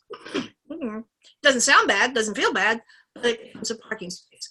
So this is why the whole thing about and the classical sound where you have to go helps, but it's not exactly the same because even that I'm not really moving a lot in my tongue. The is a better place to go. I don't know if it's true, but when I did a long time ago, I did neural linguistic programming. They had a whole framework for auditory, kinesthetic, and visual in terms of your eyes. So I forgot now what they said it was, but it was like up to the right is kinesthetic and up to the left is auditory and over to the right is visual and over to the left is something else. That as your brain is processing the information, sometimes where your eyes go has to do with what it is you're drawing from in your imagery inside. And sometimes if you can get your eyes to go somewhere else, it short circuits the synapse in the brain so that your throat or your body can go someplace else. So I don't think it's wrong, except that if you sing everything this way, that's not necessarily going to help you stay with what's going on. So I think this is the best way for you to go because you got where you had to go and you vocalized all the way up to the B without really killing yourself. And so, you've got 3 octaves there. And I know I could have taken you lower than that, but does that help? Are you okay with that? Yeah, that's great. That's great. I'm going to do my best to look in different places. Well, I don't know how scientific that is, but that was the working theory at the time, and who knows? I feel that when if I'm practicing and I am looking in a fixed position, that's keeping certain things from moving. I mean, just makes sense, Yeah. The head's not moving with the eyes looking at the head doesn't move. Right. This whole thing with the gracefulness in the hands, and doing this kind of thing, you can make some kind of an analogy between that and your throat, because what I loved about the flamenco is it's very, powerful and strong with their feet, and yet their upper body is very loose and fluid and sort of flowing. It's a really nice combination of the dynamics in the movement. And kind of the same thing that we want to think of in terms of singing. All of these ingredients always have to talk to each other. And if you were somebody who was content to sing only one thing, we wouldn't have to go through all that stuff. But that's great. I love the fact that you don't want to sing only just one thing. Well, thank you very much. That was wonderful. So much, Jeannie. You're welcome. Thank you, Billy, for the shout out and inviting. You want to do it? Okay, sure. Right now. All right, Billy, what are our questions?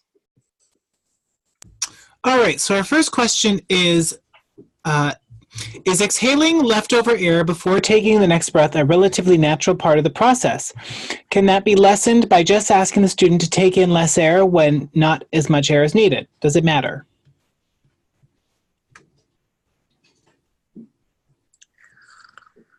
I think that it's useful to learn as a tool, that you don't want to constantly be taking in and then singing, and taking in and then singing, because little by little you're filling up the reservoir. And then you get to a point where you can't inhale. In order to inhale, you have to exhale enough so that it's out. So theoretically, if you get the pacing right, that you inhale what you need and you finish when you're done so that you are ready to inhale again, that's ideal. But that's also a coordination issue. I don't know if I can show that, but.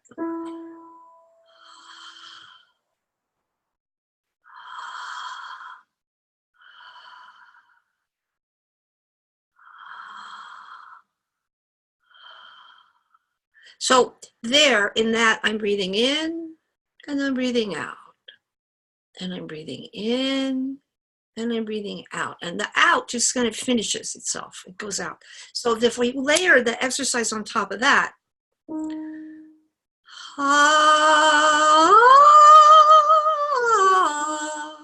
I'm already out of air at the end of that.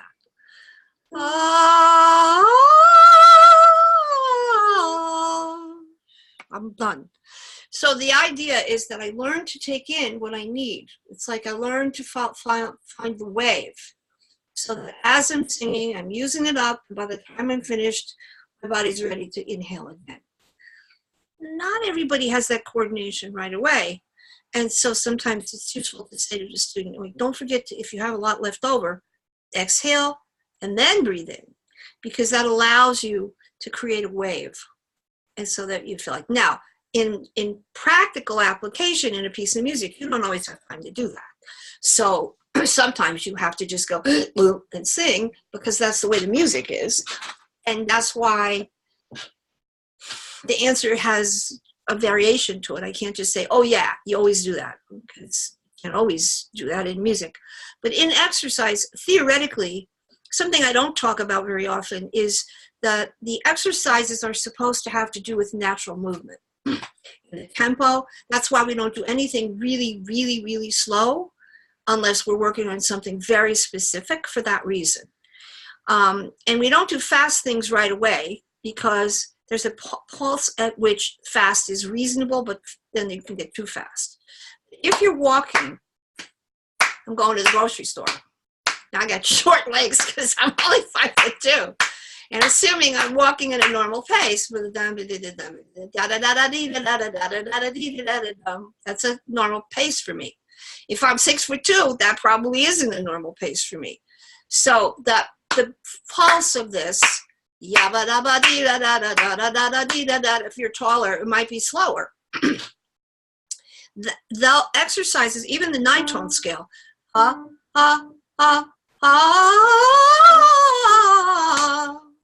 that's the same pace. There should be a natural rhythm in the body that goes with these things. And the same thing with all the other exercises, like I'm walking a little faster. So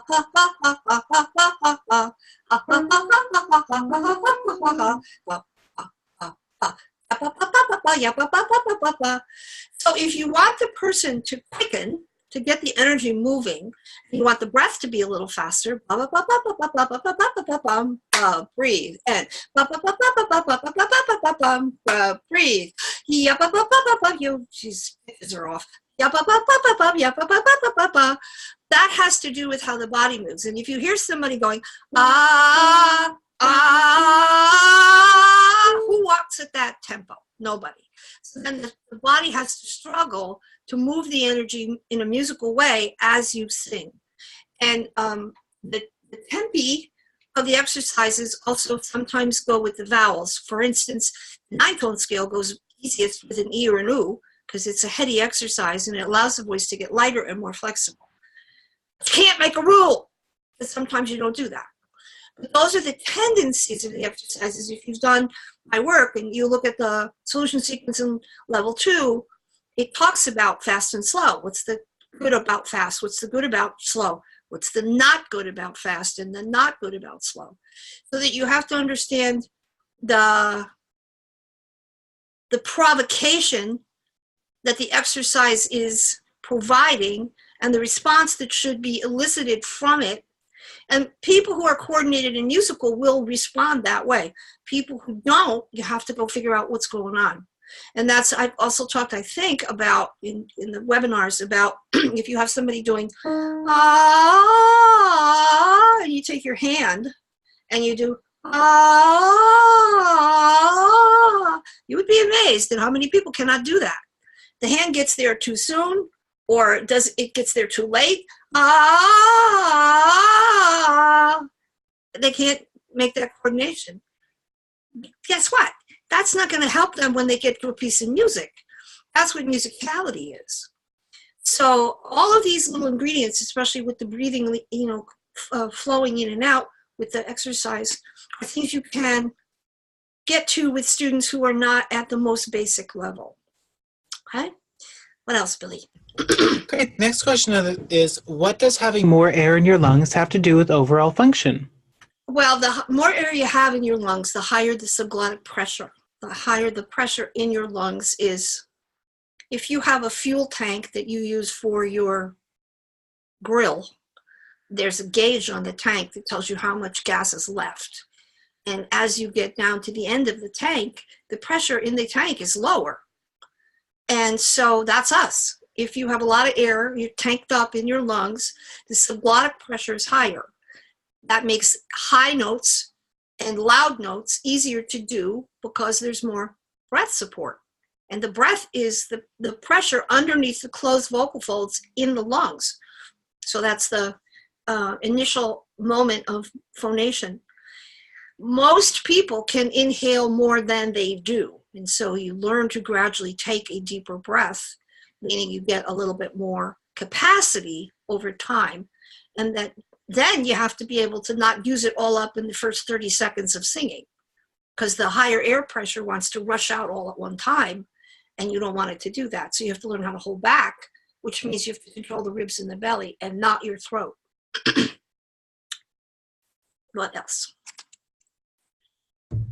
Great. The next question is from Randy. How many minutes a day or how many days a week should I do all of these exercises to see the fastest results or best maturity at the best pace?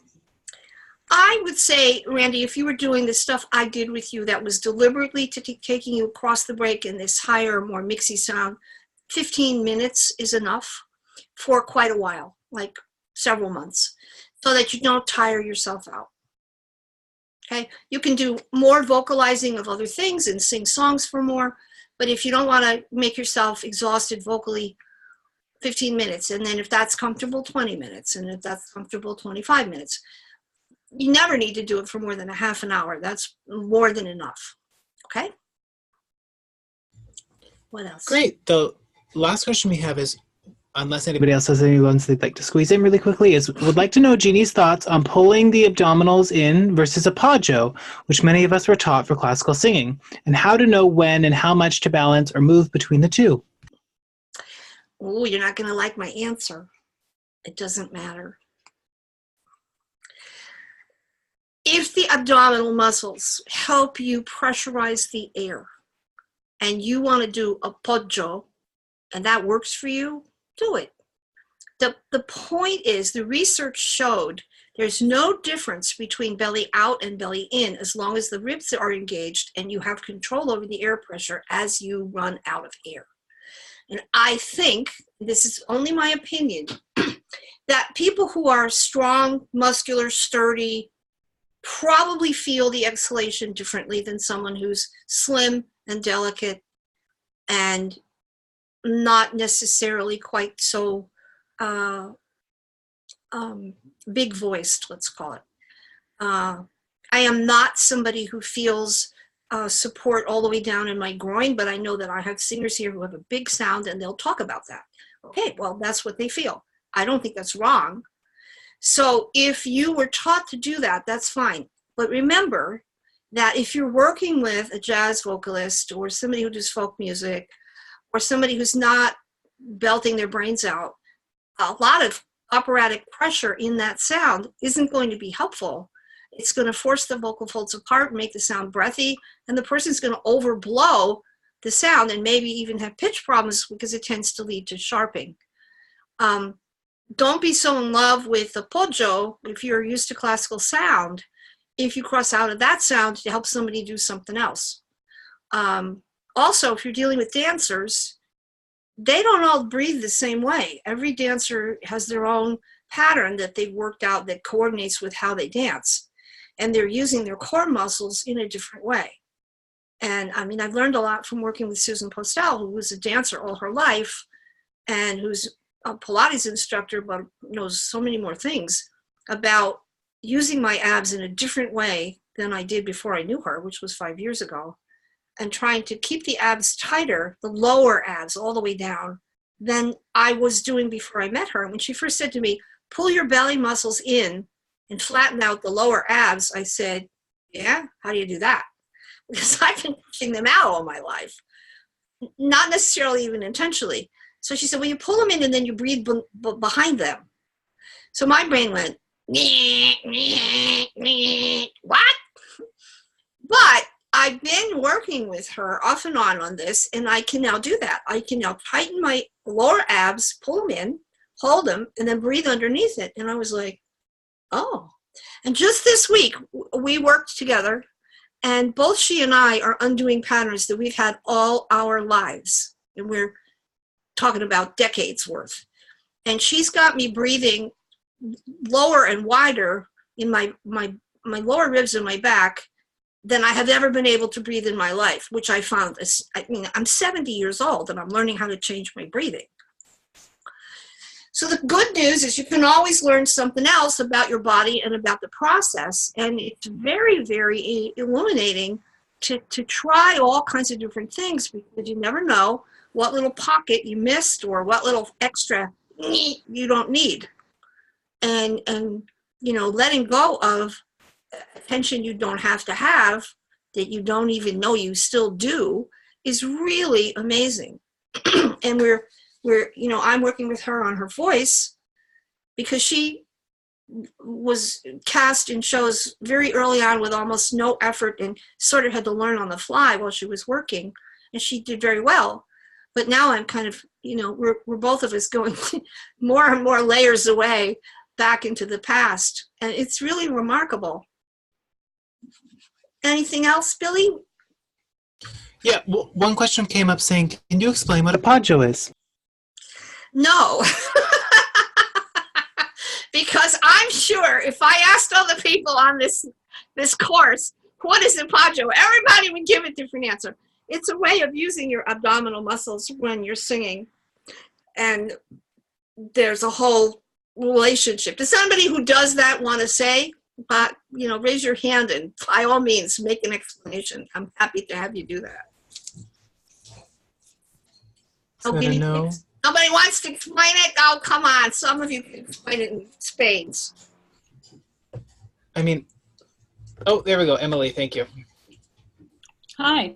So I don't know that I actually do it a lot, but my sense is that the nature of it is the lean, that you're engaging with just enough of a feeling of, and maybe a little bit of the, not that it's not the one, I think, where you're popping out the epigastrum because you're moving so much and you're so tight, but just that lean, lean, lean, lean, lean, lean, lean feeling. That's my understanding. You're saying lean on your abdominal muscles? Lean.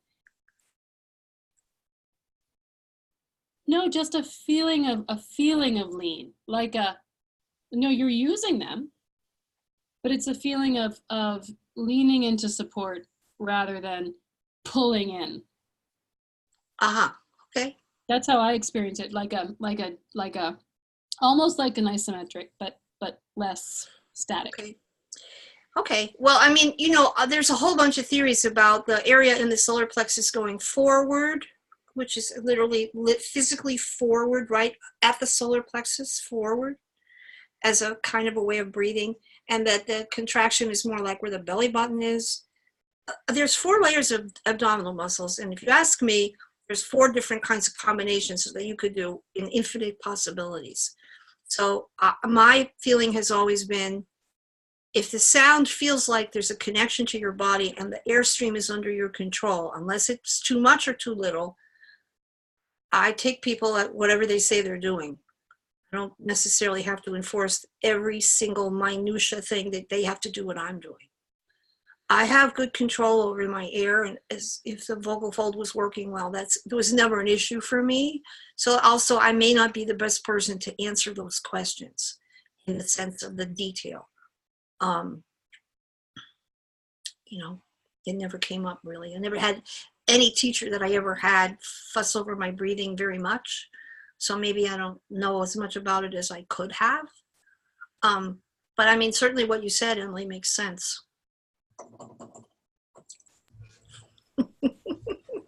That's everything, Jeannie. All right, Billy. Well, we've come to the end of our 4 sessions. It's always a little bittersweet because I love seeing everybody every week. And I continue to hope that these sessions are valuable to those of you that are watching live and after the fact. You're always welcome to email me and, query anything I've not covered, or Billy. You can email Billy. And we will do another series. I have not done the dates yet because of Thanksgiving being in November, and also I'm going to Virginia in November. And then we run into December, which is, you can't do anything in December. And it looks like I'm going to Brazil in January. So I don't know when the next series will be, but there will be another one, and Billy will let everyone know. And I will always say to the people who volunteered, thank you to Randy and to Jocelyn. Thank you so much. Without those volunteers, I wouldn't be able to demonstrate anything. Thank you to Billy, because without Billy's prompting and supervision, I would not do this. So thank you, Billy, very much. And thank you, all of you who have decided that this is a worthwhile 2 hours for you to spend in your life. It's a great gift for me to be able to share what I know and to learn from you too, like I just did from Emily. That was very valuable. So I send you all off this evening with lots of love, and have a wonderful whatever until we see each other again. Bye.